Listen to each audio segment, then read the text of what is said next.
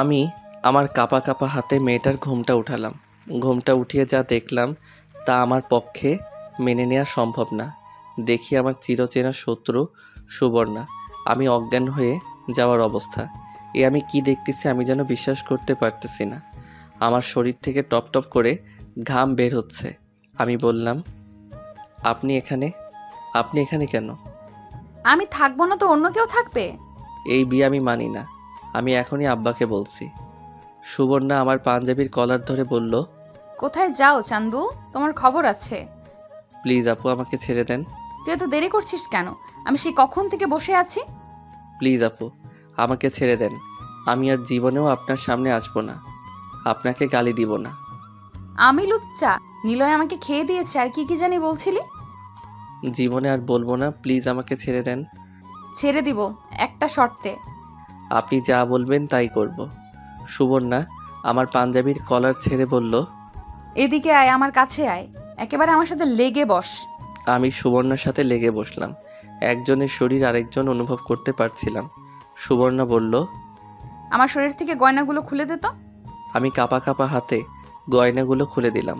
সুবর্ণা বলল, বল আমাকে কেমন লাগছে। খুব সুন্দরী। আমি তোকে মাফ করে দিব একটা কাজ করলে। কি কাজ?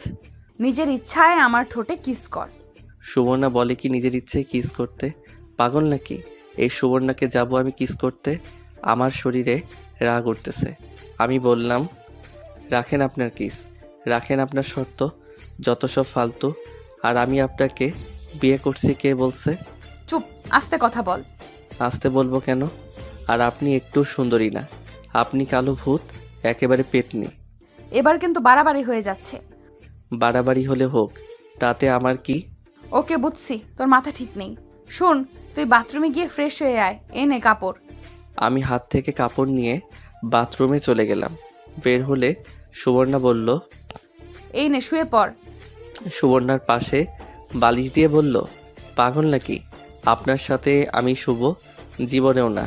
আপনার তো চরিত্র ভালো না, পরে কি জানি কি করেন। এমন কথা শুনে সুবর্ণার মুখটা কালো হয়ে গেল। মনে হয় অনেক কষ্ট পেয়েছে।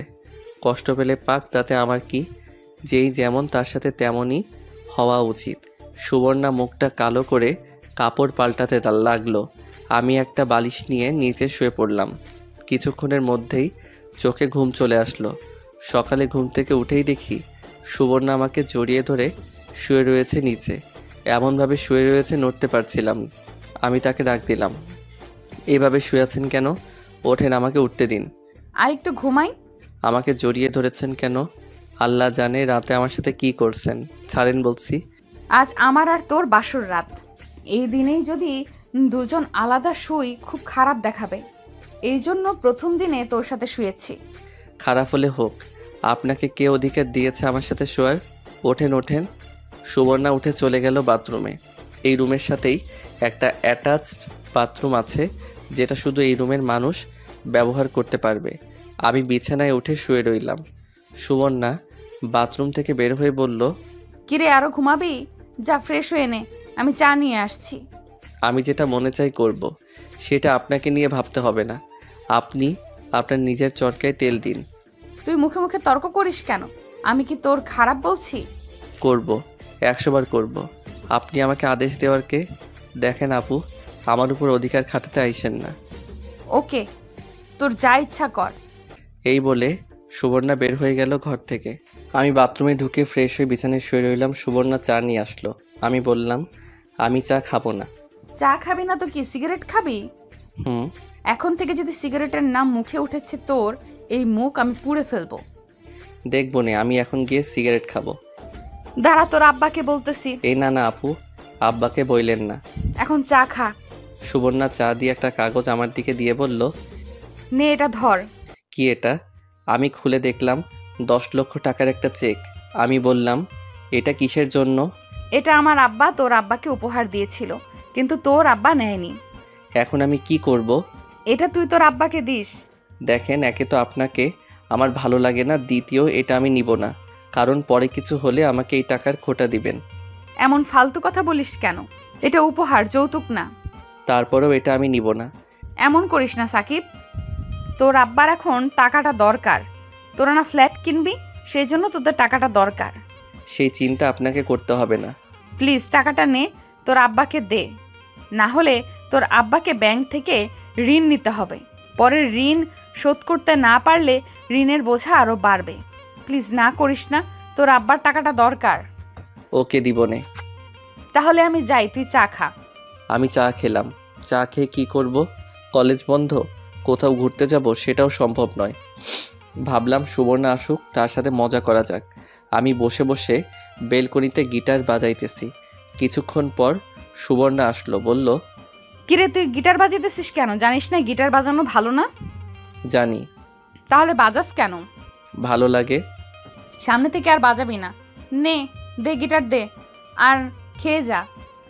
সুবর্ণা আমার হাত থেকে গিটার নিয়ে চলে গেল। আমি খেতে গেলাম। খেয়ে দিয়ে রুমে এসে শুয়ে শুয়ে মোবাইল টিপতেছি আর কানে হেডফোন লাগিয়ে গান শুনতেছি। কিছুক্ষণ পর সুবর্ণা আসলো, এসে বলল, কিরে কি করিস? দেখতেছেন না? সুবর্ণা আমার পাশে শুয়ে আমার সাথে একেবারে নিজের শরীর লাগিয়ে বলল, দে একটা তার আমাকে দে, আমিও শুনবো। না, আপনার মোবাইল আছে না? আপনার মোবাইল দিয়ে আপনি শুনুন। তুই এখনো আমাকে আপনি করে বলিস? আমরা না এখন জামাই বউ? আপনাকে আমি বউ হিসেবে মানি না। এমন করিস কেন? শোন, বিয়ের আগে আমি তোকে মারছি, বকছি, তোকে অনেক কষ্ট দিছি। এই মুহূর্তে আমি তোর কাছে ক্ষমা চাচ্ছি। আমাকে মাফ করে দিয়ে চল দুজনে ভালোভাবে সংসার করি। আপনাকে আমি কি করে ক্ষমা করি? আপনি আমাকে রাস্তায় চড় মারছেন, শুধু শুধু অপমান করছেন। আপনার কারণে আমি আরেকজনের কাছে অপমানিত হয়েছি। জানি তোরে আমি কষ্ট দিয়েছি, তাও প্লিজ তুই আমাকে মন থেকে মাফ করে দে। যান, মাফ করে দিলাম। এখন এখান থেকে চলে যান। নিলয় ভাই বলছে আপনি খুব নিলয় ভাইকে জ্বালাইছেন, সেজন্য আপনাকে বিয়ে করে নাই। না জানি আমার কপালে কি আছে। প্লিজ আপু, আমাকে ছেড়ে আপনি চলে যান। এমন কথা বলিস না। কেন বলবো না? আমার আপনাকে একটু ভালো লাগে না। ভালো না লাগতেই পারে, সেই জন্য চলে যেতে বলিস কেন? আপনি চলে যান। প্লিজ এমন কথা বলিস না। আমি আর তোকে কষ্ট দিব না, তোর প্রত্যেকটা কথা আমি শুনবো। প্লিজ এমন কথা বলিস না। আপনাকে আমি মেনে নিতে পারছি না। সুবর্ণা কাছে এসে আমার হাত ধরলো। সুবর্ণা বলল, সাকিব আমি তোকে ভালোবাসি। কিন্তু আমি তো বাসি না, আমার হাত ছাড়েন। এই বলে আমি উঠে ঘর থেকে বের হব, তখনই সুবর্ণা বলল, কোথায় যাস? কেন আপনাকে বলতে হবে? যেখানেই যাস তাড়াতাড়ি আসিস, আর ফোন দিলে ফোন ধরিস। না, ধরবো না। সাকিব। এই বলে আমি ঘর থেকে বের হয়ে বাইরে চলে আসলাম। বাইরে এসে আমি সিগারেট ধরাইলাম, ধরিয়ে এক জায়গায় বসলাম। বসে বসে ভাবতেছি, সুবর্ণার সাথে যা করছি তা কি ঠিক করতেছি? অবশ্যই ঠিক করতেছি। তার সবচেয়ে বড় কারণ হলো আমাকে না বলে, না জানিয়ে হুট করে বিয়ে করে ফেলা। এটা আবার কোন ধরনের ফাইজলামো? আমাকে তো অন্তত একটিবার জিজ্ঞেস করতে পারতো। আর মা আব্বা কি করে আমাকে এই মেয়ের সাথে বিয়ে দিতে পারলো? সুবর্ণার বয়স বেশি, অবশ্য সেটা কোনো প্রবলেম না, কারণ এক হিসেবে আমার আপুদের ভালো লাগে। কিন্তু সুবর্ণাকে কেন জানি আমার মন মেনে নিতে পারছে না। তার কোনো কারণ আমি খুঁজে পাচ্ছি না। সে কি আসলেই অনেক জ্বালাতন করে? সেটা পরে দেখা যাবে। আমি যেভাবে বলি সুবর্ণা কি সেভাবে চলবে? আর সে তো ব্যাংকে চাকরি করে, সেখানে কত মানুষের সাথে কথা হয়, কত মানুষের সাথে দেখা হয়। সবার মন মানসিকতা কি এক? আমি বললেই কি সে ব্যাংক থেকে চাকরি ছেড়ে দিবে? আর আমার তো কোনো ইনকাম নেই, কিভাবে কি? এখন কেন যে আব্বা মা আমার উপর এত বড় একটা বোঝা দিয়ে দিল? আচ্ছা, সুবর্ণা চলে গেলে কি সব আবার আগের মতো হবে? আবার আগের মতো আমি আমার মতো চলতে পারবো? পরে নিজের পছন্দ মতো বিয়ে করে একটা সংসার করতে পারবো? না না, এসব কি ভাবছি আমি? যতই হোক সুবর্ণা আমার বউ, তার উপর আমার একটা দায়িত্ব আছে। নিশ্চয়ই সুবর্ণার একটা মতলব আছে, না হলে হঠাৎ করে আমাকে না জানিয়ে না বলে ডাইরেক্ট আমাকে বিয়ে করে ফেললো কেন? সে জানতো আমাকে বললে আমি রাজি হব না। তাহলে কি সুবর্ণা কোনো উদ্দেশ্য নিয়ে আসলো? নিলয় ভাই বলল সে খুব প্যারা দেয়, সেটা কোনো ব্যাপার না, সংসারে এরকম ঝগড়া হয়। সে বলল ওই দিন আমি তাকে বকছি, সেজন্য সে আমাকে শাস্তি দিবে। শাস্তিটা কি? তাকে কিস করতে হবে, তাহলে আমাকে মাফ করে দিবে। খুবই হাস্যকর। পরে আমার কাছে মাফ চাইলো। কিছুদিন সুবর্ণাকে ইগনোর করে দেখি সুবর্ণা কি করে। ও যেদিন বলবে আমাকে ছেড়ে চলে যাচ্ছে, সেদিন আমি তাকে আপন করে নিব। এসব হাজারো চিন্তা আমার মাথায় ঘুরপাক খাচ্ছে। কারো ফোনে আমার ধ্যান ভাঙলো, দেখি স্বামী কল করছে। সামি বলল, দোস্ত কই তুই? বাড়ির আশেপাশেই আছি। কিরে বাসরাত কেমন কাটলো? শালা, তোরা বেইমানি করে আমাকে সুবর্ণার সাথে বিয়ে দিছস। তুই জানিস না আমি তাকে দুই চোখে দেখতে পারি না? দোস্ত আমি কিছু জানতাম না। তোর মা গতকাল ফোন দিয়ে এসব বলেছে। আমার কি কিছু করার আছে? এখন তো সাধু সাজবি। শোন, বিকালে মাঠে আসিস। মাঠে একটা টুর্নামেন্ট খেলা, সেখানে তোর নাম দিয়েছি। ওকে, আসবো। আসিস কিন্তু। সুবর্ণাকে পেয়ে আমাদের ভুলে যাস না। ধুর হালা, এই বলে ফোন কেটে দিলাম। কি করা যায় দেখি, সামনে আইসক্রিমের দোকান। ভাবলাম সুবর্ণা তো আইসক্রিম খুব পছন্দ করে, যাওয়ার সময় আইসক্রিম নিয়ে যাব। আবার ভাবলাম ধুর, সে আমার কে যে তার জন্য আইসক্রিম নিয়ে যাব। আমি দুপুরের দিকে বাসায় আসলাম, দেখি সুবর্ণা মার সাথে রান্না করতেছে। আমি আমার রুমে গিয়ে গোসল করে নামাজের উদ্দেশ্যে বের হলাম। নামাজ পড়ে রুমে এসে শুয়ে রইলাম। কিছুক্ষণ পর সুবর্ণা আসলো, বলল, খেয়ে যা। আপনাকে বলতে হবে না। হুম। আমি গিয়ে খেয়ে আসলাম। এসে ভাবলাম একটা ঘুম দেই। এসে বিছানায় শুয়ে শুয়ে মোবাইল টিপতেছি। সুবর্ণা এসে বাথরুমে ঢুকছে গোসল করার জন্য। আমার ঘুমে ধরছে, তাই ঘুমিয়ে গেলাম। কারো শরীরের স্পর্শে আমার ঘুম ভেঙে গেল। দেখি সুবর্ণা আমাকে জড়িয়ে ধরে বেদম ঘুমাচ্ছে। আমি ভাবলাম এ কোন জ্বালায় পড়লাম। আমি তাকে আমার থেকে ছাড়িয়ে নিলাম। দেখি এসে আবার আমাকে জড়িয়ে ধরলো। ভাবছি ইচ্ছা করে করছে নাকি ঘুমের মধ্যে এমন করছে। এমন সময় আসরের আজান দিল। মনে হলো স্বামী তো বলেছিল মাঠে যেতে, যাই একটু ফুটবল খেলে আসি। আমি বিছানা থেকে নেমে বাথরুমে ঢুকে ফ্রেশ হলাম। তারপর ট্রাউজার পরে রেডি হলাম বাইরে যাওয়ার জন্য। এমন সময় সুবর্ণা বলে উঠল, কোথায় যাস? খেলতে। যাস না, আমার সাথে শুয়ে থাক, আমার ভালো লাগছে না। আপনার সাথে শুতে আমার বয়েই গেল। আর একটু পরে যা। কেন? আমাকে একটু জড়িয়ে ধরে শুয়ে থাক, আমার ভালো লাগছে না। পাগল নাকি? ভালো লাগছে না তো আমি কি করব? এমন করিস কেন? আমার কষ্ট লাগে। এই বলে সুবর্ণা বিছানা থেকে উঠে এসে আমাকে শক্ত করে জড়িয়ে ধরল। আমি বললাম, আরে কি করছেন? কেউ দেখে ফেলবে তো। দেখলে দেখুক। ছাড়েন বলছি। না, ছাড়বো না, ছাড়বো না, আমাকে জড়িয়ে ধর। ধুর। এই বলে আমি ধাক্কা দিয়ে তাকে ছাড়িয়ে নিলাম। ঘর থেকে বের হয়ে আসলাম। আস্তে আস্তে ভাবতে লাগলাম, এ কোন মেয়ের পাল্লায় পড়লাম আমি। আসলে তার কি দোষ? সবাই তো বিয়ের পর এগুলো করে, কিন্তু আমার কেন জানি তাকে ভালো লাগে না। মনে চায় তার থেকে দূরে দূরে থাকতাম। বউ বলেই কি, অথচ অন্য কোনো মেয়ের প্রতি আমার কোনো ইন্টারেস্ট নাই। যাকে দেখি সুবর্ণার চেয়ে সুন্দরী না। যাই হোক, এসব ভাবতে ভাবতে আমি মাঠে চলে আসলাম। খেলাধুলা করে বাসার উদ্দেশ্যে রওনা দিলাম। বাসায় এসে ফ্রেশ হলাম, দেখি সুবর্ণা নাই। মাকে জিজ্ঞেস করলে বলে ছাদে গিয়েছে মরিয়মের সাথে। ভাবলাম ছাদে কি করে এত মানুষের মাঝে। ধুর, সেসব ভেবে লাভ নাই। ও যেটা মনে চায় সেটা করুক। মাগরিবের নামাজ পড়ে রুমে আসলাম, দেখি মার সাথে কি যেন করতেছে। আমি রুমে এসে একটা গল্পের বই পড়তেছি, এমন সময় সুবর্ণা সেমাই নিয়ে রুমে প্রবেশ করলো। বলল, নে সেমাইটা খেয়ে নে। খাবো না। তুই না জীবনেও ভালো হবি না। এইদিকে আয়, আমি খাইয়ে দেই। আমার সাথে এরকম করতে আইসেন না, আমি খাবো না। সুবর্ণা গরম সেমাই চামচে নিয়ে ফু দিল, ঠান্ডা করে মুখের কাছে এনে দিল, বলল, হা কর। না। হা কর বলছি। না। সুবর্ণা অনেকক্ষণ ধরে চামচ আমার মুখের সামনে দিয়ে ধরে রাখলো। আমার হা করায় আশায় দেখলো আমি হা করছি না। তারপর সে নিজেই সেটা খেয়ে ফেলে। দেখি তার চোখের কোণায় পানি। মনে হয় কষ্ট পেয়েছে। কষ্ট পেয়েছে তাতে আমার কি? সেমাই রেখে এসে বলল, সাকিব, তুই কি আমার উপর রাগ করে আছিস? না, রাগ করে থাকবো কেন? তাহলে তুই আমার সাথে এমন করিস কেন?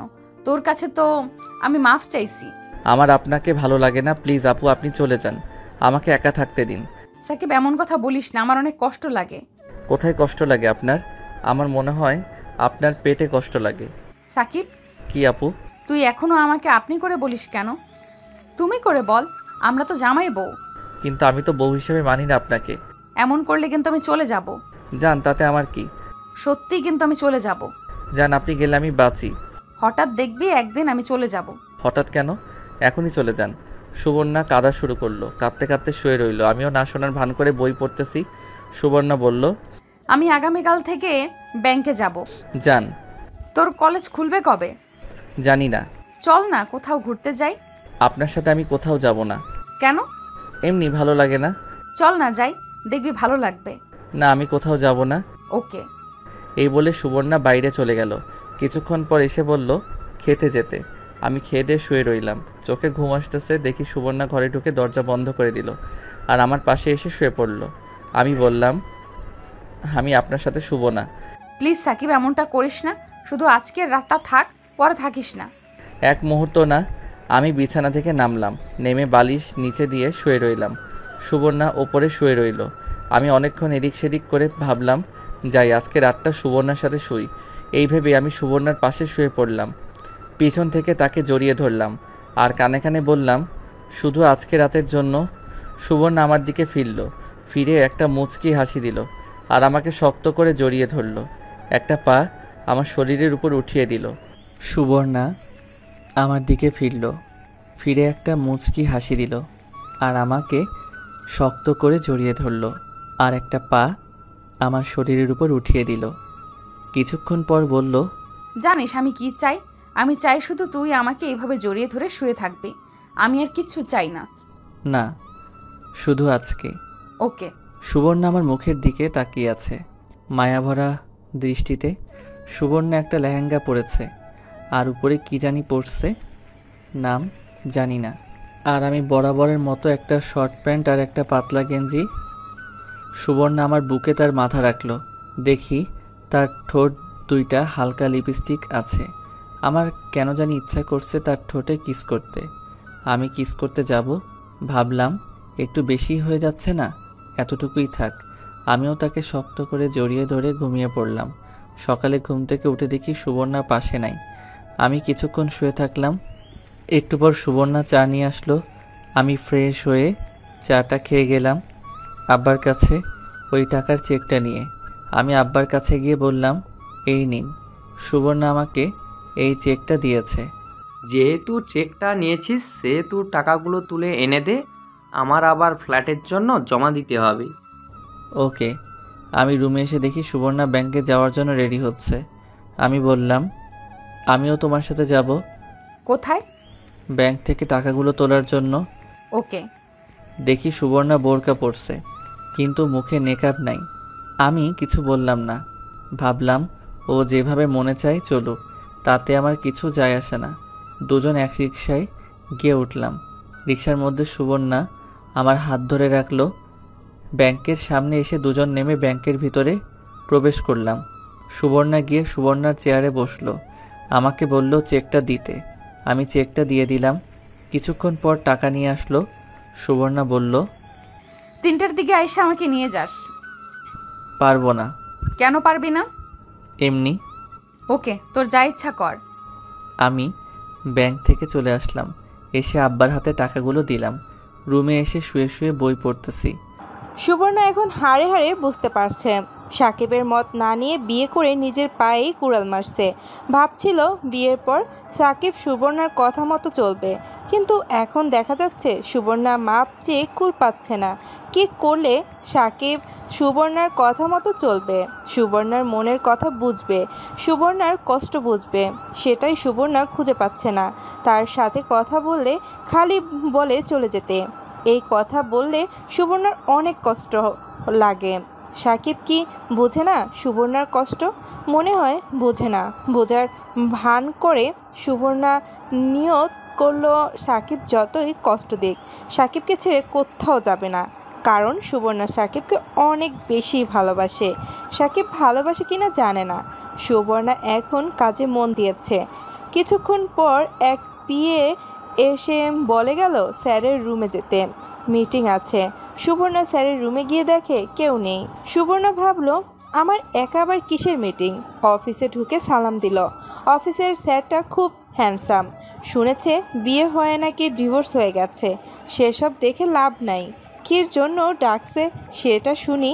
স্যার বলল, সুবর্ণা কেমন আছেন? জি স্যার, ভালো। তুমি বলে বিয়ে করেছো? জি স্যার। ছেলে কি করে? পড়াশোনা করে। ভালো। জি স্যার। কিছুদিন তো ছুটি কাটালেন, এখন কাজে মন দিন। জি স্যার। যাও কাজে যাও। জি স্যার। সুবর্ণা স্যারের কাজ কারবার কিছুই বুঝলো না।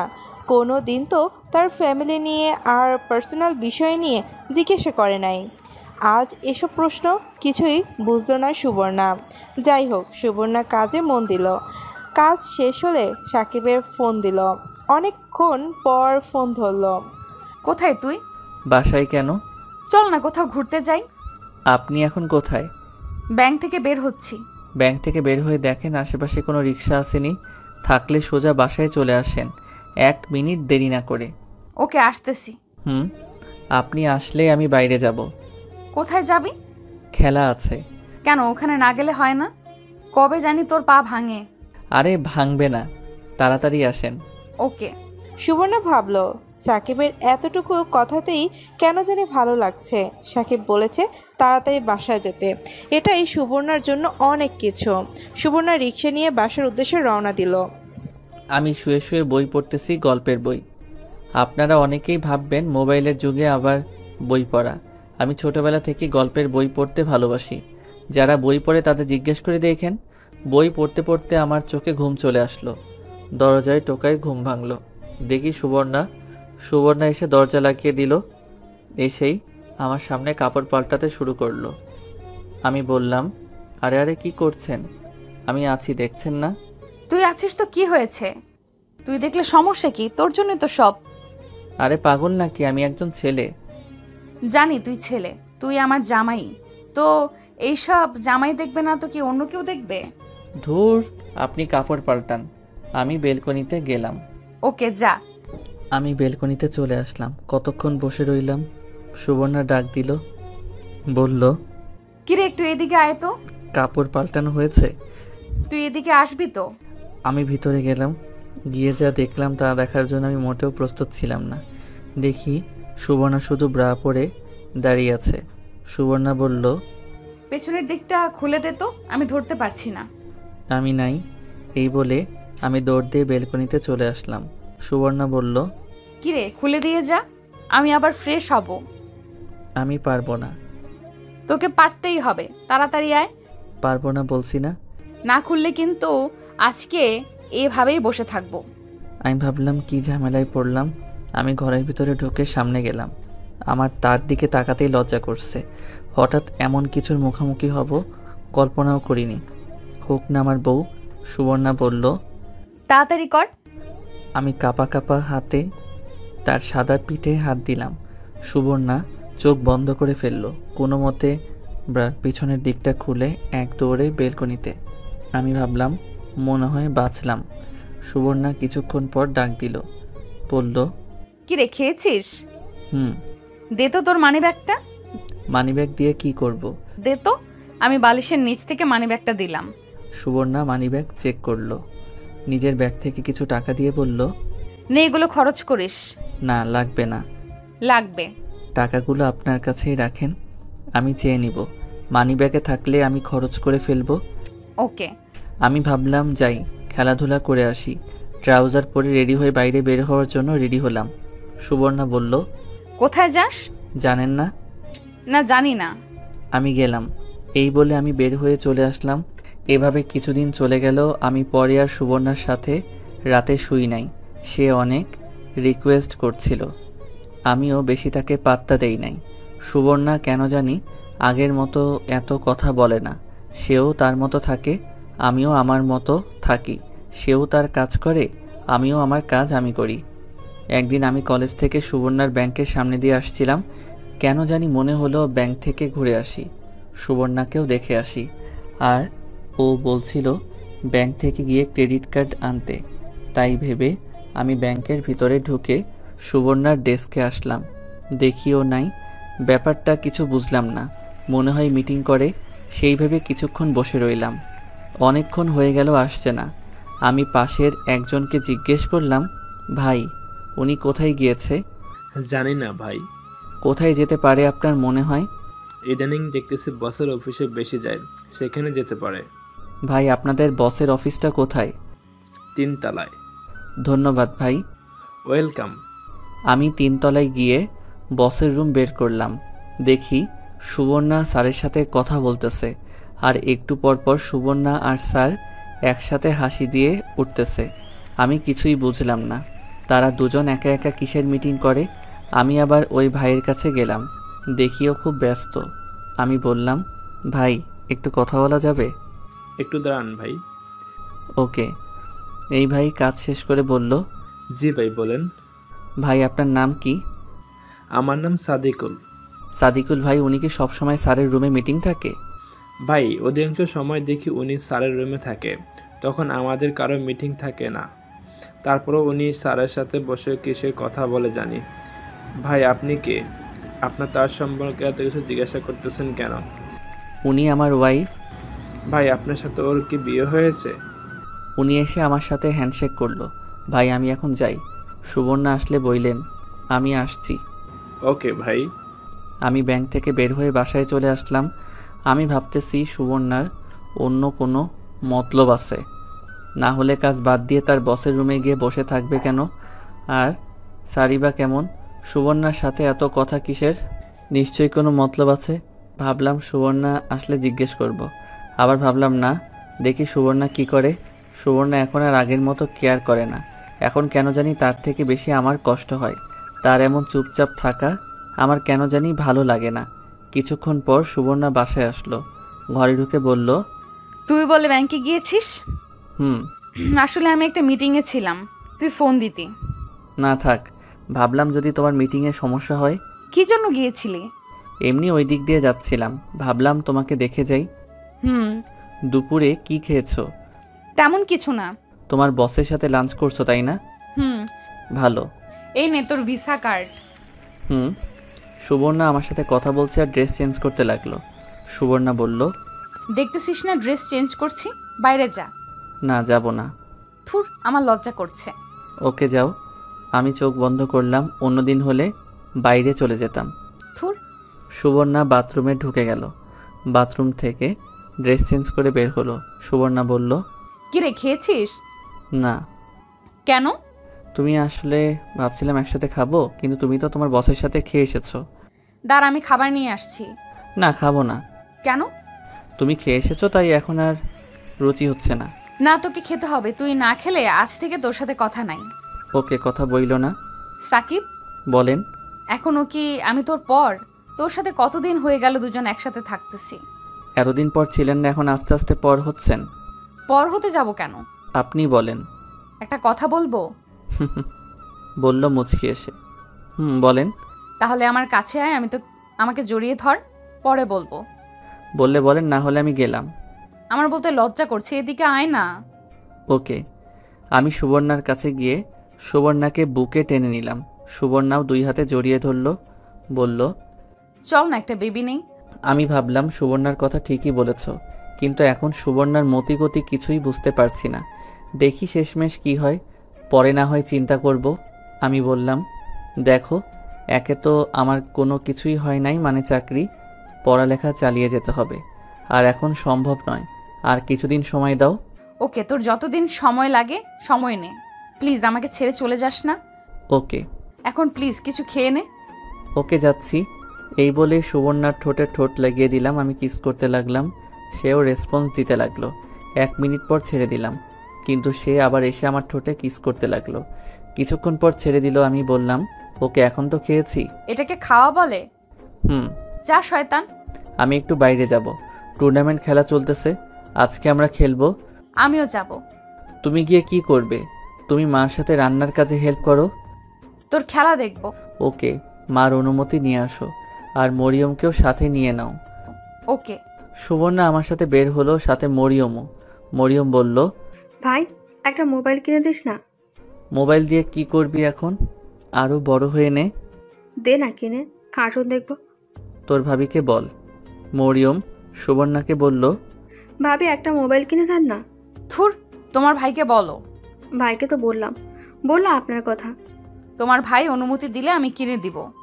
মরিয়ম আবার আমার কাছে এসে বলল, অনুমতি দিয়ে দিস না। ওকে দিলাম, তবে সারাদিন 2 ঘন্টা মোবাইল টিপতে পারবি, আর বাকি সময় তোর ভাবির কাছে মোবাইল দিয়ে রাখবি। 2 ঘন্টা না, 3 ঘন্টা দিবি। না, 2 ঘন্টা। মরিয়ম, তুমি এদিকে আসো। ভাই অনুমতি দিয়েছে, এখন কিনে দাও। আগামীকাল কিনে দিব। মরিয়ম খুশিতে নাচতে লাগলো। নাচোস কেন, এটা রাস্তা না। আমি মাঠে আসলাম, এসে দেখি সামিও তার গার্লফ্রেন্ড নিয়ে আসলো। আমাদের দেখে সামি কাছে আসলো আর বলল, ভাবি কেমন আছে? ভালো। ভাবি কেমন আছেন? ভালো। সামি চল যাই মাঠে, তোমরা এখানে বসে খেলা দেখো। আমি আর স্বামী মাঠে আস্তে আস্তে জিজ্ঞেস করলাম, কিরে আর কয়দিন? দোস্ত সর্বোচ্চ 2 মাস। আর কয়টা ম্যাচ খেলতে হবে? আরও 4টা ম্যাচ খেলতে হবে, 2টো জিতলে সেমিফাইনাল। তোর কি মনে হয় আর কয়দিন টুর্নামেন্ট চলবে? আরও 1 মাস তো লাগবেই। ওরে বাবা, আমি ছোট থেকেই ফুটবল খেলা পছন্দ করতাম। কলেজে ফুটবল টুর্নামেন্ট হলে ওইখানে আমি ছিলাম। সামি খুব ভালো খেলে, আমি মিডফিল্ডার, সামি স্ট্রাইকে থাকে। খেলার মাঝখানে বিপক্ষ দলের একজন আমাকে পায়ে বাড়ি দেয়, আমি পড়ে যাই, মোটামুটি ভালোই ব্যথা পাই।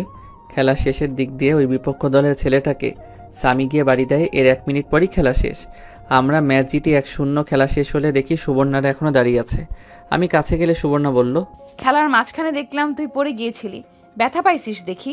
আরে তেমন কিছু না, বাড়ি চলো। আমি হাঁটতে হাঁটতে বাড়ি আসলাম। এসে সুবর্ণা পা দেখানোর জন্য বলল, জানি সুবর্ণা দেখলে বকাঝকা করবে, সেজন্য দেখতে চাচ্ছিলাম না। দেখি তোর পাটা। আরে কিছু হয় নাই। দেখাবি নাকি তোর মাকে গিয়ে বলবো? কিছু হয় নাই তো। কি গিয়ে বলবা? দেখাইলে সমস্যা কি? ওকে দেখো। আমি ট্রাউজার উপরে তুলে দেখালাম, অনেকখানি জায়গা কালো হয়ে গেছে। সুবর্ণা বলল, জানতাম এরকম কিছু একটা হয়েছে। দেখছিস কালো হয়ে গেছে। তোরে এত করে বলি খেলার দরকার নেই, এখনো কি ছোট আছিস? হয়েছে, থাক আর বলতে হবে না। সুবর্ণা বরফ এনে সেখানে দিল আর বলল, সামনে থেকে আর খেলার দরকার নেই। না খেলবো। তুই কি আর আমার কথা শুনবি? পরে আবার ব্যথা পাবি। চুপ করো না এখন। সুবর্ণা সুন্দর করে বরফ লাগিয়ে দিল। আমি গোসল করে পড়তে বসলাম। সুবর্ণা মার সাথে গিয়ে রান্নার কাজে হেল্প করতে লাগলো। একটু পর হালকা নাস্তা দিয়ে গেল। কিছুক্ষণ পড়ালেখা করে ভাবলাম বাইরে থেকে একটা সিগারেট খেয়ে আসি। সুবর্ণা আসলে বললাম, আমি একটু বাইরে থেকে ঘুরে আসি। এখন কোথাও যাওয়ার দরকার নেই, বসে বসে পড়। না যাব। কেন এখন বাইরে যাবি? আমি একটা সিগারেট খেতে। ধুর, তুই কি জীবন ভালো হবি না? না। এখন যদি যাস তাহলে তোর মার কাছে বলে দিব তুই সিগারেট খাস। বইল। এই বলে আমি বাইরে চলে আসলাম। আমি জানি সুবর্ণা বলবে না। আমি সিগারেট খেয়ে বাসায় আসলাম। আসার সময় মরিয়মের জন্য আর সুবর্ণার জন্য আইসক্রিম নিয়ে আসলাম। সুবর্ণা আইসক্রিম পেয়ে মহা খুশি, বলল, তাহলে এই ছিল তোর মনে? ভাত খেয়ে যা। আসতেছি। আমি খেয়ে দিয়ে রুমে এসে গল্পের বই পড়তেছি। আমি নিচে শুয়ে বরাবরের মতো আজকেও নিচে শুইলাম। সুবর্ণা এসে দেখে আমি নিচে শুয়ে আছি। সুবর্ণা বলল, কিরে আজকেও নিচে শুবি? কেন, আজকে কি কোনো স্পেশাল দিন নাকি? না, উপরে শো। না হয় তুই আমার সাথে উপরে শো, নয়তো আমি তোর সাথে নিচে শুইব। আমি এটাই চাইছিলাম, তোমার যা ইচ্ছা করো। সুবর্ণা আমার পাশে বালিশ দিল আর গিয়ে কাপড় চেঞ্জ করলো। সুবর্ণা এতক্ষণ সালোয়ার কামিজ পরা ছিল, সেগুলো চেঞ্জ করে একটা লেহেঙ্গা আর হাতা কাটা গেঞ্জি পরল। তাকে অনেক সুন্দরই লাগছিল। সুবর্ণা আমার পাশে শুয়ে পড়ল আর পিছন থেকে জড়িয়ে ধরল আর আমার ঘাড়ে মাথা রাখল। সুবর্ণা বলল, সাকিব এদিকে ফির। কেন? আরে ফির না। ওকে। আমি সুবর্ণার দিকে ফিরলাম। সুবর্ণা আমার দিকে তাকিয়ে আছে। এভাবে তাকিয়ে আছো কেন? এমনি তোকে দেখতে ইচ্ছে করছে। কি? দাঁড়াও দেখাচ্ছি মজা। এই বলে আমি সুবর্ণাকে কোলে তুলে নিলাম। সুবর্ণাও আমার গলায় ধরল। আমি তাকে বিছানায় নিয়ে ফেললাম। আমিও তার পাশে শুয়ে পড়লাম। সুবর্ণাও আমাকে জড়িয়ে ধরল। আমিও আমার সুবর্ণাকে জড়িয়ে ধরলাম এবং তার কপালে চুমু খেলাম। ভাবলাম আসলে সুবর্ণা আমাকে সত্যি মনে হয় খুব ভালোবাসে আর আমি তাকে খুবই ভালোবাসি। এতদিন কি হয়েছে জানি না। এখন থেকে নিয়ত করলাম তাকে সবসময় আগলে রাখবো। সে আমার জন্য অনেক কষ্ট সহ্য করছে। এখন থেকে নিয়ত করলাম তাকে আর কোনো কষ্ট সহ্য করতে দিব না। তাকে আমি সত্যি অনেক ভালোবাসি। এসব কথা ভাবতে ভাবতে ঘুমিয়ে গেলাম। সুবর্ণা পড়ছে মহা বিপদে। সুবর্ণার ব্যাংকের ম্যানেজার কারণে অকারণে অধিকাংশ সময় সুবর্ণাকে অফিসে বসিয়ে রাখে।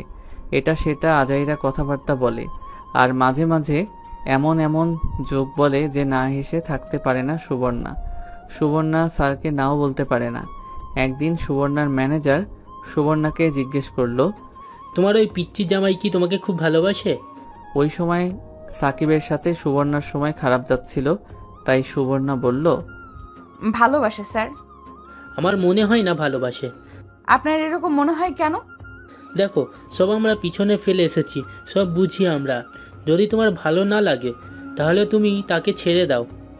সুমন্না তখন আর কিছু বলে নাই। বাড়িতে এসে আম্মার সাথে রান্নাঘরে কাজ করতেছে। আম্মা মানে সাকিবের মা জিজ্ঞাসা করলো, মা, তুমি এরকম সব সময় মুখ গোমড়া করে থাকো কেন? তেমন কিছু না আম্মা। আমি সব বুঝি মা, জানি তোমার সাথে সাকিবের সময় ভালো যাচ্ছে না। মা, এখানে আমাদের কিছু করার নেই। একে তো আমরা তার অনুমতি ছাড়াই তোমাকে তার সাথে বিয়ে দিয়েছি। এখন যদি তাকে গিয়ে কিছু বলি তাহলে সে সম্পূর্ণ দোষ দিবে আমাদের। সুবর্ণা কেঁদে দিল এবং আম্মাকে জড়িয়ে ধরে কেঁদে কেঁদে বলতে লাগলো, আমি জানি আম্মা, সাকিব একদিন আমাকে ঠিক বুঝবে, আমার গুরুত্ব বুঝবে। সে খুব ফ্রেশ মাইন্ডের ছেলে। আমার মনে হয় তোমাকে সে খুব ভালোবাসে। একটু ধৈর্য ধরো মা। আমি তাকে খুব ভালোবাসি আম্মা। আমি জানি মা, এখন কেঁদো না। আর শোনো, সামনের মাসে আমরা এই ফ্ল্যাট ছেড়ে দিয়ে নতুন ফ্ল্যাটে চলে যাব। না আম্মা, আপনারা যান। সাকিবের সাথে ঝামেলা শেষ করে আমরা আসব, আর এই ফ্ল্যাটের ভাড়া আমি দিব। কেন মা, শুধু শুধু অপচয় করবা? আমাদের সাথে নতুন ফ্ল্যাটে চলো। না আম্মা, সাকিবের সাথে ঝামেলা মিটমাট করে আমরা আসব। প্লিজ আম্মা, না করেন না। ওকে, তোমার যা ইচ্ছা করো। ওকে আম্মা, এই জন্যে আপনাকে আমার এত ভালো লাগে। যাও, সবাইকে বলো খাবার খেতে। আচ্ছা আম্মা। সুবর্ণা সবাইকে খাবার খেতে ডাকে। এর কিছুদিন পর জানি সাকিবের কি হলো। ব্যাংক থেকে আসার পর সুবর্ণাকে খুব কেয়ার করতে শুরু করে। সুবর্ণা ভাবলো সাকিব মনে হয় সুবর্ণাকে বুঝতে পারছে, এটাই সুবর্ণা চায়। এর কিছুদিন পর সুবর্ণা অফিসে কাজ করতেছিল। পিএস এসে বলে গেল, অফিসে কিসের মিটিং আছে সবার। সুবর্ণা সবাইকে খাবার খেতে ডাকে। এর কিছুদিন পর জানি সাকিবের কি হলো। ব্যাংক থেকে আসার পর সুবর্ণাকে খুব কেয়ার করতে শুরু করে। সুবর্ণা ভাবলো সাকিব মনে হয় সুবর্ণাকে বুঝতে পারছে, এটাই সুবর্ণা চায়। এর কিছুদিন পর সুবর্ণা অফিসে কাজ করতেছিল। পিএস এসে বলে গেল অফিসে কিসের মিটিং আছে সবার। সুবর্ণা অফিসের মিটিংয়ে গেল, গিয়ে সবার সাথে বসলো। মিটিংয়ে স্যারের কথা শুনে সবাই খুশি, কারণ স্যার বলেছে সামনে 2 সপ্তাহ পর ব্যাংকের পক্ষ থেকে একটা ভ্রমণ আছে, 2 থেকে 3 সাথে নিতে পারবে। এটা শুনে সবাই হাততালি দিল, কারণ সবাই চেয়েছিল একটা ভ্রমণ হোক। আর সেটা হলো কক্সবাজার 3 রাত 2 দিন, মানে এক রাতে সেখানে যাওয়া, আরেক রাত সেখানে থাকা, আরেক রাতে সেখান থেকে আসা। আর যারা যারা সেখানে যাবে তাদের আলাদা একটা স্যালারি দেওয়া হবে, কারণ ব্যাংকের মেইন শাখার বস, যিনি বাংলাদেশে এই ব্যাংকটা পরিচালনা করেন, তিনি সেখানে থাকবেন এবং তিনি সেখানে বক্তব্য রাখবেন। সেজন্য সেখানে সবাইকে থাকতে হবে। মিটিং শেষ হলে সুবর্ণার আর খুশি ধরে না, কারণ সাকিব আর সুবর্ণার একটা ফ্রিতে ট্যুর হয়ে গেল। আর মন চাইলে মরিয়মকে সাথে নিয়ে যাবে, ওর এখন স্কুল বন্ধই। সুবর্ণার ভাবতেই কী যে ভালো লাগছে। ভাবলো এই খুশির সংবাদটা আগে সাকিবকে দিয়ে দেই। আবার ভাবলো না, এই খুশির সংবাদটা সুবর্ণা অন্যভাবে দিতে চায়। ঘড়ির দিকে তাকিয়ে দেখে আরও 1 ঘন্টা আছে 3টা বাজতে। 1 ঘন্টা কাজ করে বাসায় এসে রুমে ঢোকে। আমি পরদিন ঘুম থেকে উঠে কলেজে গেলাম। কলেজ থেকে এসে বাসায় শুয়ে রইলাম আর ঘুমিয়ে গেলাম। কতক্ষণ ঘুমালাম জানি না। ঘুম থেকে উঠে দেখি সন্ধ্যা ছুঁই। দেখি সুবর্ণা নামাজ পড়তেছে, মনে হয় মাগরিবের নামাজ। নামাজ শেষ করলে আমি বললাম, আজান দিয়ে দিয়েছে। ফ্রেশ হয়ে নামাজ পড়ে নে। ওকে। আমি ফ্রেশ হয়ে নামাজ পড়ে পড়ার টেবিলে বসলাম। কিছুক্ষণ পড়লাম। সুবর্ণা মাথার চুল আঁচড়াচ্ছে। মাথার চুল আঁচড়াইয়ে ঠোঁটে লিপস্টিক দিল। আমি অবাক হয়ে প্রশ্ন করলাম, এরকম সাজতেছো কেন? তোকে একটা খুশির সংবাদ দিব। সেই জন্য সাজতে হবে? সুবর্ণা আমার পিছনে এসে আমাকে পিছন থেকে জড়িয়ে ধরলো আর গালে একটা চুমু দিল। বলো কি সুসংবাদ? তার আগে আমাকে একটা চুমু দে। আমি সুবর্ণার গালে চুমু দিলাম। এবার বলো। না, ঠোঁটে কিস কর। দূর, তুমি না। দিন। বল দিন। আমি সুবর্ণাকে হাত ধরে সামনে আনলাম, এনে টেবিলের উপরে বসালাম। আমি দাঁড়িয়ে সুবর্ণার 2 ঠোঁটে আমার ঠোঁট লাগিয়ে দিলাম। সুবর্ণাও রেসপন্স দিতে লাগলো। আমি একসময় সুবর্ণার কাপড়ের ভিতরে হাত ঢুকিয়ে ফেলি আর পিছন থেকে তাকে আদর করতে থাকি। কতক্ষণ গেল মনে নাই। কারো দরজায় টোকাই হুঁশ ফিরল। মরিয়ম ডাকতেছে। সুবর্ণা কাপড় ঠিক করে দরজা খুলল। আমি পড়াতে মন দিলাম। মরিয়ম ভিতরে আসলো, বলল, ভাবি আমার মোবাইল কোথায়? মনে তো থাকবে না, আমি বলছি না। আরে মন খারাপ করতেছিস কেন? আমার মনে ছিল, ভাবলাম কেমন মোবাইল পছন্দ করো, তাই তোমাকে নিয়েই মোবাইল কিনবো। এখন কিনে দিন। এখন যা, আগামীকাল কিনে দিব। না এখন।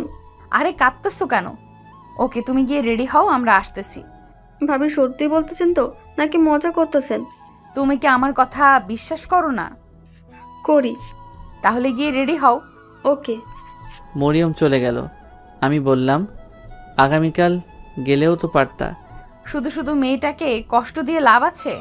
এখন কি আব্বা আম্মা বাইরে যেতে দিবে? চল গিয়ে বলি, সাথে তাদেরকে নিয়ে নে, রাতে ডিনার করে আসি। দূর না, তাহলে তোর মা বাবাকেও বলো। এখন হঠাৎ করে ওরা বললেই কি আর যাবে? বলতে তো প্রবলেম নাই।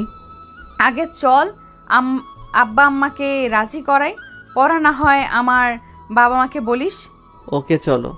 আমি আর সুবর্ণা গিয়ে মা বাবারে বললে রাজি হয় নাই। পরে সুবর্ণার আব্বা আম্মার কথা বললে রাজি হয়েছে।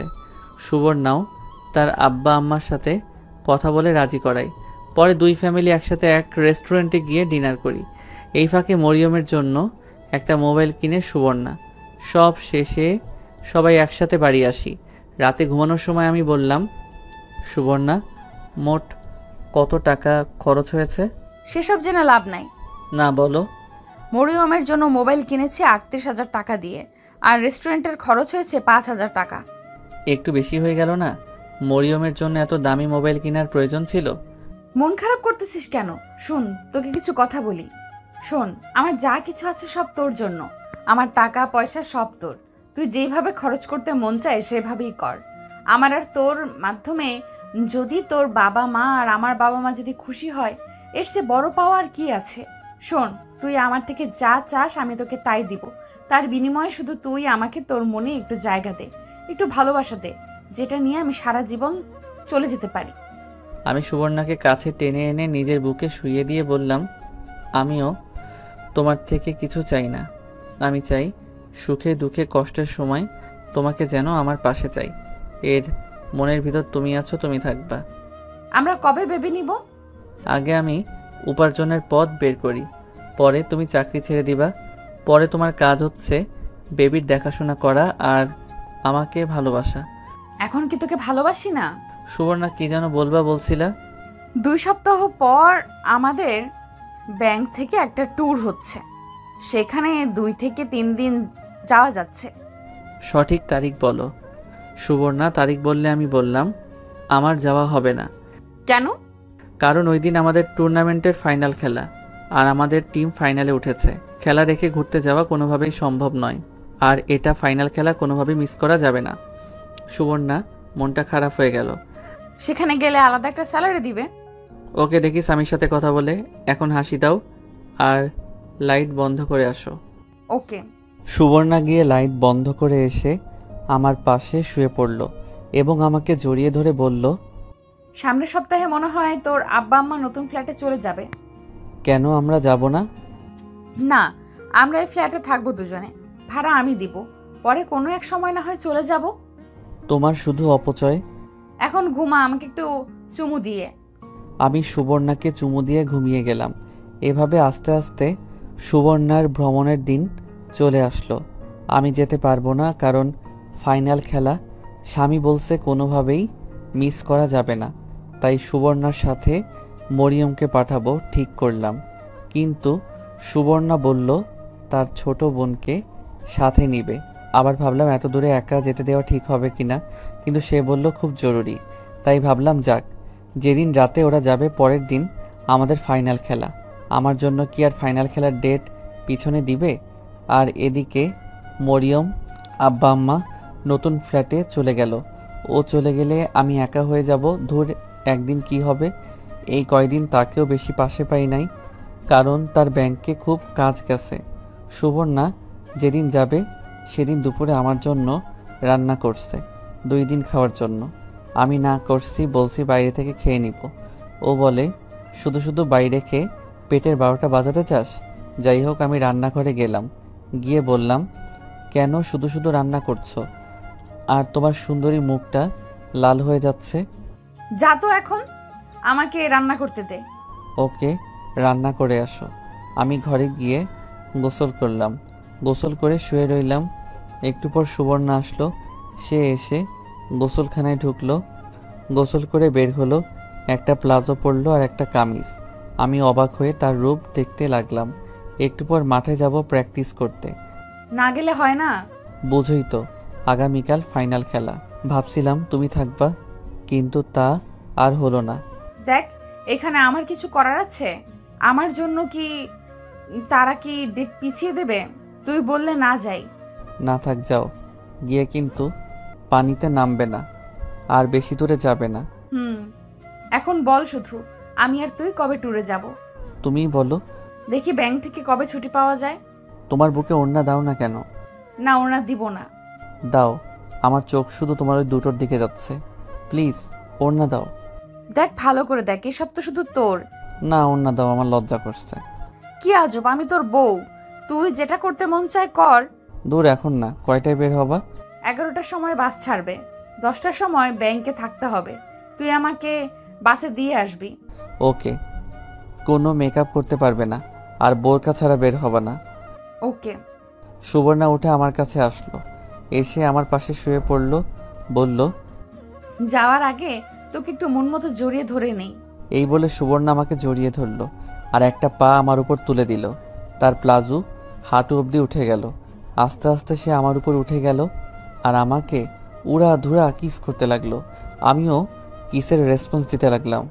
আমি একটা হাত তার কামিজের ভিতর ঢুকিয়ে দিলাম। সে আমার মাথা ধরে ইচ্ছে মতো কিস করতে লাগলো, যাতে আমি ছুটতে না পারি। অনেকক্ষণ এভাবে চলল। এমন সময় আসরের আজান দিল আর আমাদের হুঁশ ফিরল। সুবর্ণা কিস ছেড়ে আমার উপর শুয়ে পড়ল। আমার ছোট ছোট চাপ দাড়িতে নিজের গাল ঘষাতে লাগলো। কি হলো, এবার ছাড়ো। না, মন চাচ্ছে আজকে সারা দিন রাত তোর সাথে এইভাবে শুয়ে থাকতে। এই বলে সে আবার কিস শুরু করলো। এবার ঠোঁটে, মুখে, নাকে, কপালে, গলায়, সারা মুখ চুমুতে ভরিয়ে দিল। আমি দেখতেছি সুবর্ণা ছাড়বে না, তাই আমি তাকে কোলে তুলে নিলাম। সে আমার গলায় ধরে তখন আমাকে কিস করে চলেছে। আমি কোলে করে দরজার সামনে নিয়ে আসলাম। এসে তাকে কোল থেকে নামিয়ে দরজা খুলে বাইরে বেরিয়ে আসলাম। কিরে, পালাচ্ছিস কেন? আসতেছি। আমি মাঠে এসে প্র্যাকটিস করে সন্ধ্যার দিকে বাড়িতে আসলাম। এসে দেখি মরিয়ম আর সুবর্ণার বোন রেডি হয়ে বসে আছে। আমি রুমে গিয়ে ফ্রেশ হয়ে নিলাম। সুবর্ণাও রেডি হলো। সুবর্ণা বলল, দেখ তো কেমন লাগছে। খুব সুন্দরী। আমার একটুও ভালো লাগছে না, কেন জানি ভয় করছে। ভয়ের কি আছে, আমি তো আছি। তুই কি আমার সাথে যাবি? না, তবে ফোনে কথা বলবে। ওকে। শোন, এখন বের হয়ে যেতে হবে। অফিসে মিটিং আছে একটা। মিটিং শেষ করে পরে বাসে উঠতে হবে। ওকে, চলো বের হই। আর রান্না করা আছে, ফ্রিজে রাখা আছে, বের করে গরম করে খেয়ে নিস। ওকে। তোর জন্য কি আনবো? আমার জন্য কিছু আনা লাগবে না। আমি শুধু চাই তুমি আবার আমার কাছে ফিরে আসো। এই শোন না, শেষমেশ একটা কিস দিয়ে দে। ওকে। আমি সুবর্ণাকে কাছে এনে তার ঠোঁটে কিস বসালাম। কিছুক্ষণ পর ছাড়লাম। সুবর্ণা বলল, মন চাচ্ছে না তোকে ছেড়ে যেতে। তোকে ছাড়া কি করে থাকবো? আরে একদিনই তো, দেখবে চলে যাবে। চল, রেডি হয়ে নে। আমি রেডি। তাহলে চল বের হই। আমরা রিক্সা দিয়ে প্রথমে ব্যাংকে আসলাম। রিক্সায় আমি আর সুবর্ণা একসাথে বসলাম। সুবর্ণা সারাক্ষণ আমার হাত শক্ত করে ধরে রাখলো। বিদায় নেওয়ার সময় সুবর্ণার চোখের কোণে পানি দেখলাম। ও আমাকে একদিন ছাড়া থাকতে কত ভয় পাচ্ছে। যদি আমি সারা জীবনের জন্য চলে যাই তখন কি করবে? আসলে বাস্তবতা তার উল্টো। আমরা সবাই জানি কারো জন্য কোনো কিছু থেমে থাকে না। যাই হোক, তাকে বিদায় দিয়ে বাড়িতে আসলাম। ভাবলাম এখন ইচ্ছে মতো সিগারেট খেতে পারবো, তাই বাড়িতে আসার সময় এক প্যাকেট বেনসন নিয়ে নিলাম। বাড়িতে এসে মনের ইচ্ছে মতো সিগারেট টানতে লাগলাম। এমন সময় সুবর্ণা ভিডিও কল দিল। আমি ফোন ধরলাম। কি রে, খেয়েছিস? না। এখন কি করিস? আমি সিগারেট দেখালাম। আমি জানতাম আমি গেলে তুই ইচ্ছে মতো সিগারেট খাবি। হুম। এই, তুই শেষবারের মতো সিগারেট খেয়ে নে। আর কোনো দিন যদি দেখি তোর খবর আছে। ওকে, শেষবারের মতো খেয়ে নেই।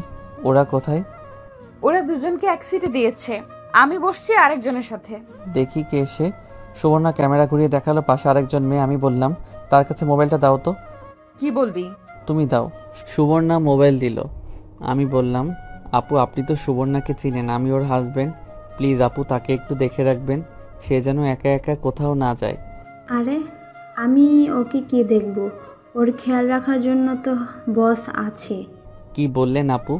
ওকে, আমি কোথাও যাব না, আর ভালো করে খাওয়া দাওয়া করিস। এখন রাখি।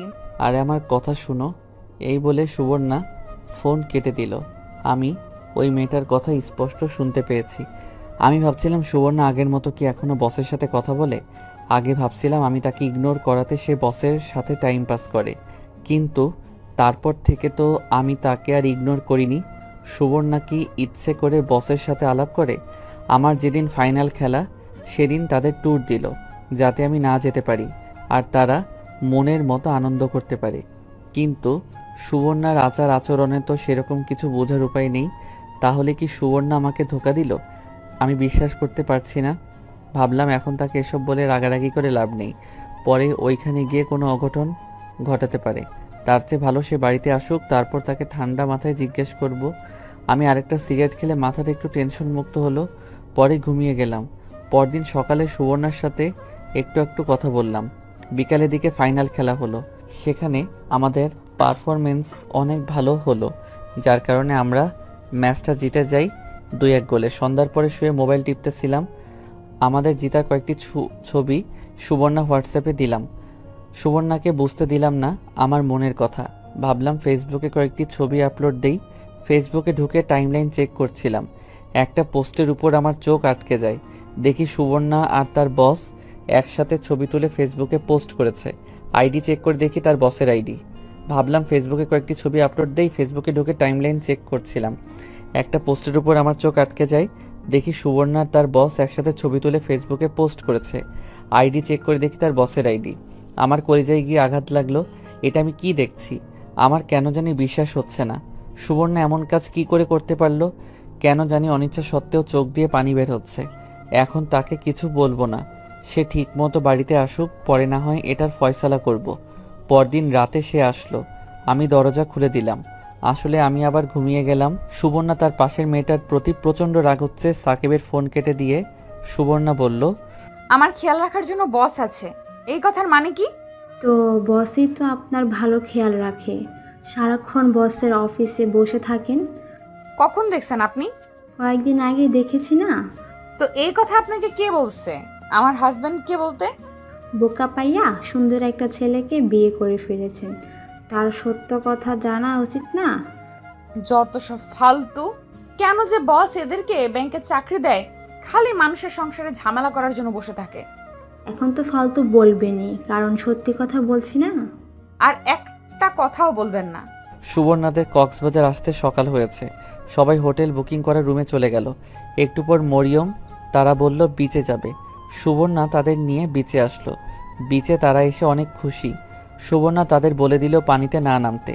একটু পর খেয়াল করলো তাদের অফিসের অনেকেই বিচে আসলো, অনেকেই তাদের ওয়াইফ নিয়ে, আবার একা ছেলে মেয়ে নিয়ে। কে জানি সুবর্ণা বলে ডাক দিল। সুবর্ণা চেয়ে দেখে তার বস। বস বলল, তোমার জামাই কোথায়? সে আসেনি। এমন একটা ট্যুরে তোমাকে সে একা আসতে দিল?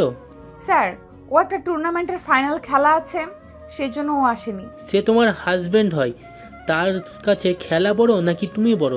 তার আসা উচিত ছিল। আমার মনে হয় সে তোমাকে ভালোবাসে না।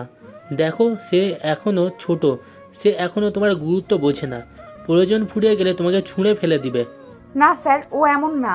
চলো এই দিকটাই যাই। চলো একটা ছবি তুলি। বস বলাতে সুবর্ণা না করতে পারলো না। বস ছবি তুলো তার মোবাইল দিয়ে। আমি তোমাকে কিছু কথা বলতে চাই। জি স্যার, বলেন। দেখো, তোমার পিচ্চি হাজবেন্ড তোমাকে না ভালোবেসে, না তোমাকে কেয়ার করে। প্রয়োজন শেষ তোমাকে ছেড়ে অন্য কোনো মেয়ের সাথে দেখবে চলে যাবে।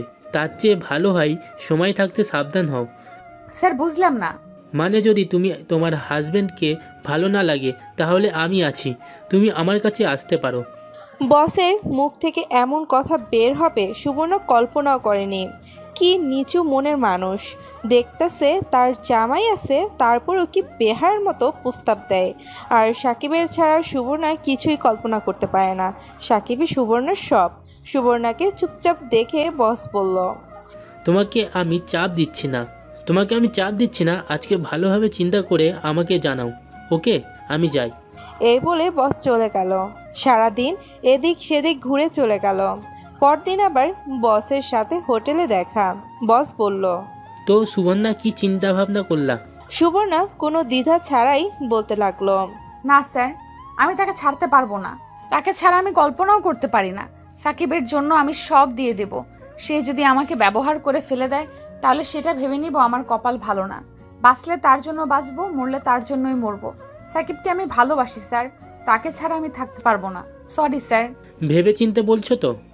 জি স্যার, আমি তার স্ত্রী আর আমি তাকে খুবই ভালোবাসি। এখন না বুঝলে সে কয়েকদিন পর ঠিকই বুঝবে। তোমার এই একটাই দোষ, তুমি মানুষকে অন্ধের মতো বিশ্বাস করো। নিলয়কে বিশ্বাস করেছিলে না? সে তোমাকে কি দিয়েছে? ওটা তোমার জীবন থেকে 5টা বছর কেড়ে নিয়েছে। বুঝবা, একদিন ঠিকই বুঝবা। না স্যার, সবাই তো আর নিলয়ের মতো না। আর আমি সাকিবকে অন্ধের মতো বিশ্বাস করি। এই অন্ধকেই সে একদিন পথ দেখাবে। তুমি চাইলে আরও কয়েকদিন সময় নিতে পারো। না স্যার, আমার আর সময় লাগবে না। এটা আমার ফাইনাল সিদ্ধান্ত। আশা করি এই বিষয়ে আমাকে আর বিরক্ত করবেন না। Are you sure? জি স্যার। ওকে। এই বলে বস চলে গেল। সুবর্ণা ভাবলো, এই বস নিজের বউয়ের খেয়াল রাখতে পারে না, নিজের বউ ডিভোর্স দিয়ে চলে যায়, এখন আসছে তার খেয়াল রাখতে। যত সব ফালতু। রাতে তাদের বাস ছাড়ে। বাসায় আসতে আসতে অনেক রাত হলো। এসেই দরজায় টোকা দিলে সাকিব দরজা খুলে দিল। সাকিব কিছু না বলে আবার ঘুমিয়ে গেল। সুবর্ণাও ফ্রেশ হয়ে সাকিবের পাশে শুয়ে পড়ল। সকালে ঘুম থেকে উঠে দেখি সুবর্ণা আমাকে জড়িয়ে ধরে দিব্যি ঘুমাচ্ছে। আমি তার মুখের দিকে তাকালাম, ভাবলাম নিষ্পাপ মুখ, মিথ্যা বলতে পারে না। ভাবলাম এখন ঘুমাক, পরে জিজ্ঞেস করব। আমি গিয়ে ফ্রেশ হয়ে নাস্তা রেডি করলাম। পরে সুবর্ণাকে ডাক দিলাম নাস্তা করতে। সুবর্ণা উঠে ফ্রেশ হয়ে নাস্তার টেবিলে আসলো। আমার শরীর রাগে গজগজ করতেছে। পরপুরুষের সঙ্গে রাত কাটিয়ে এসে আমার পাশে শুয়ে ঘুমালো, আর আমি তাকে নাস্তা বানিয়ে খাওয়াচ্ছি।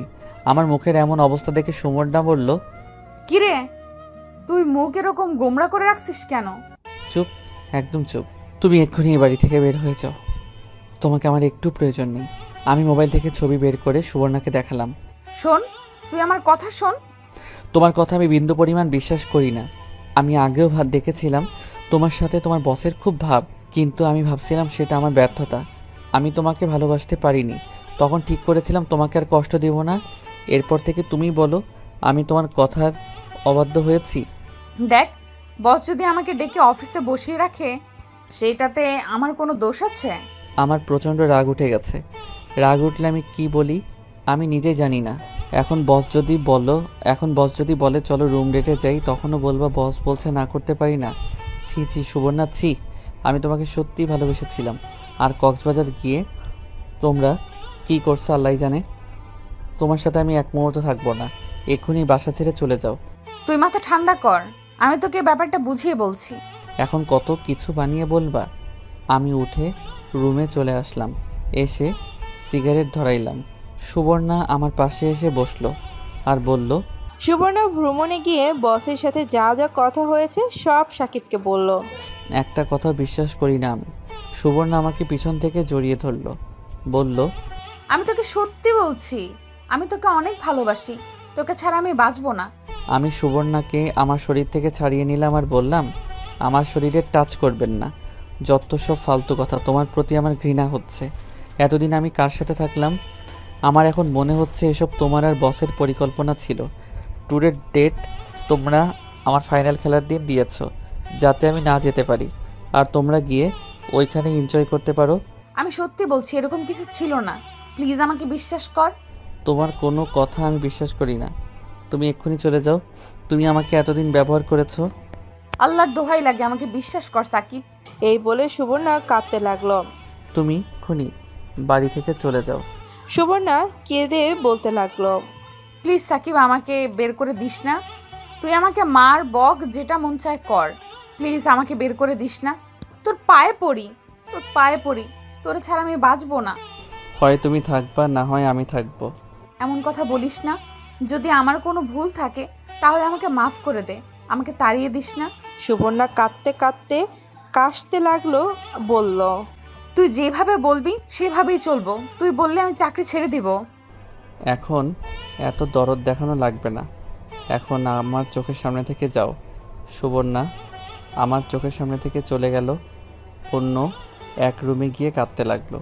আমি বাইরে যাব বললাম, আমি বাইরে যাচ্ছি, এসে যেন তোমাকে না দেখতে পাই। এই বলে আমি বাইরে চলে আসলাম।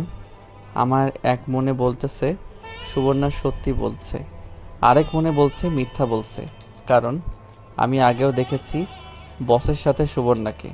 তারপরে ওই মেয়েটা বলল, তারপর আবার ফেসবুকে ছবি পোস্ট। যদি কিছুই না থেকে থাকে তাহলে তার বস শুধু শুধু কেন ছবি পোস্ট করবে? আর সে কেনই বা তার বসের সাথে ছবি তুলবে? বস বললেই হলো? না, আমার মাথা কাজ করছে না। আমি কিভাবে যাচাই করব সুবর্ণা সত্যি বলছে? ধুর, দেখি কি হয়।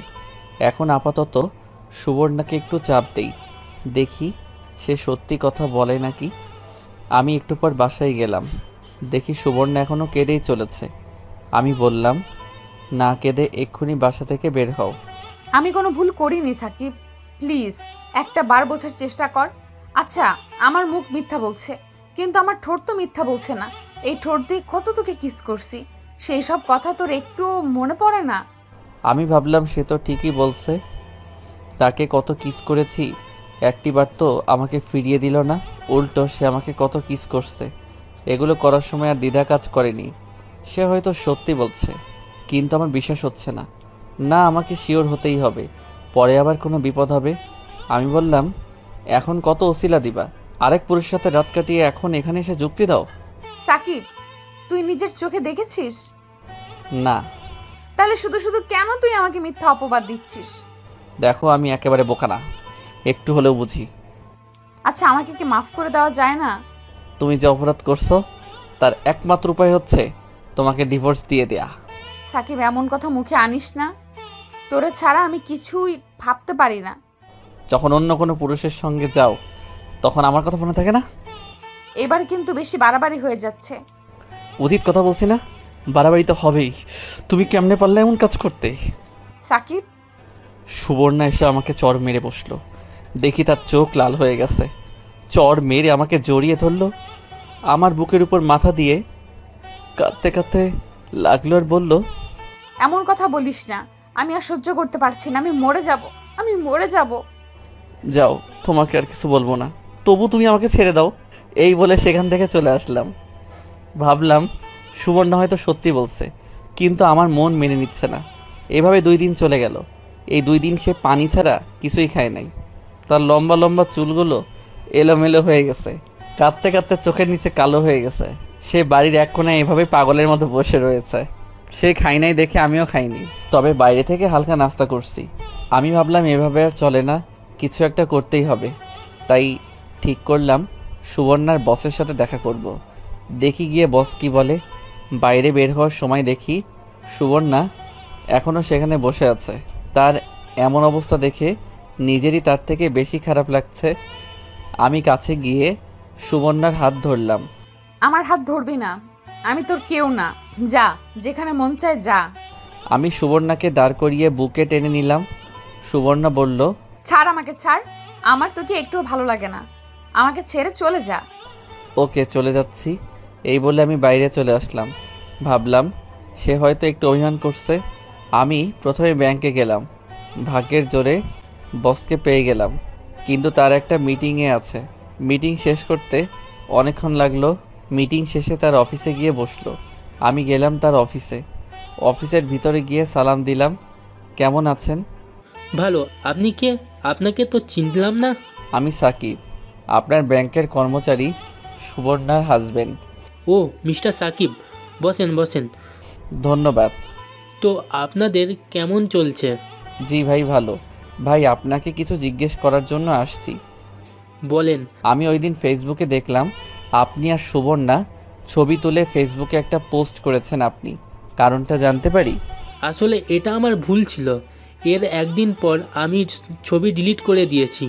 আসলে ভাই, আপনার ওয়াইফকে আমার ভালো লাগতো, তাই ওর কাছে প্রস্তাব দিয়েছিলাম, কিন্তু সে আমাকে না করে দিয়েছে।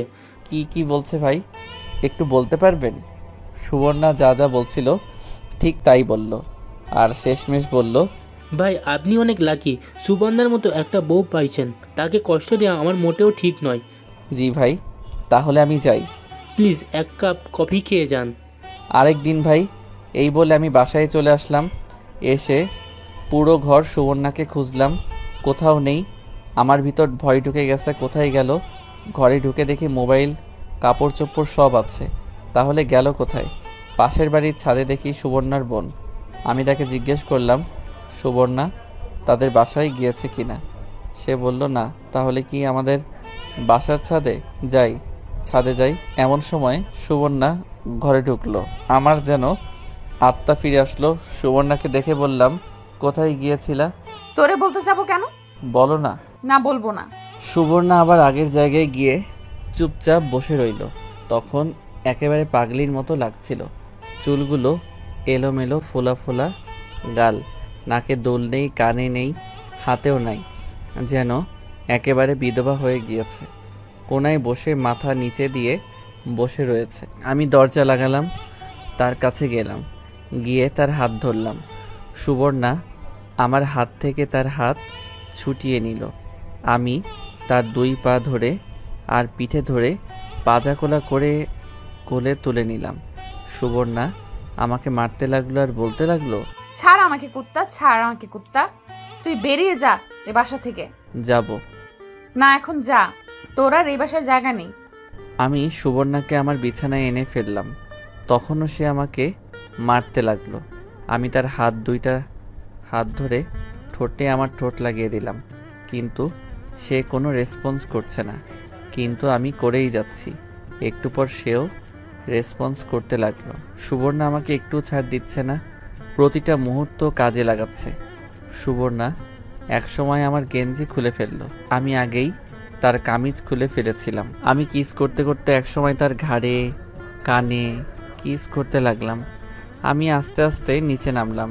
যখন তার নাভিতে চুমু দিলাম, তখন সুবর্ণা চিৎকার দিয়ে উঠল। এভাবে দীর্ঘ 1 ঘন্টা পর আমরা দুজন শান্ত হলাম। তখন সুবর্ণা আমার বুকের উপর শুয়ে রয়েছে, কারো শরীরে একটু কাপড় নেই।